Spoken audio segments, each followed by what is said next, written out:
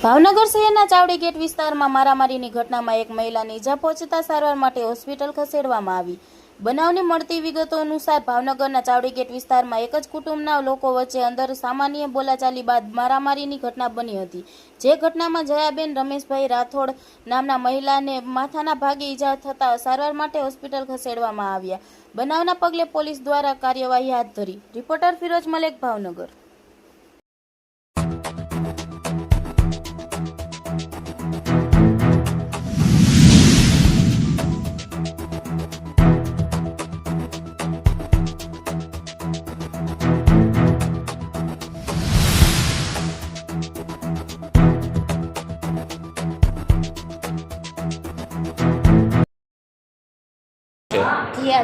જીયાબેન ક્યાં રહ્યો તમે? સાવડી ગયા। શું બનાવ બન્યો તો? અમારા છોકરાને લઈ ગયો સવારનો, મારો ભાઈ મોટો દારૂ પાય ને મારવા મને બળકેવા મને કહેવાય ને બાદ છે હું મુકાવા ગયો। કોણ કોણ હતું? 3 મારા ભાઈઓ છે ને 3 મારા કાકાના છોકરા। શું નામ છે? એક નામ સાગર, એક નામ મહેશ, એક નામ અજય, એક નામ દીગુ, એક નામ મનોજ અને એક નામ રાજુ।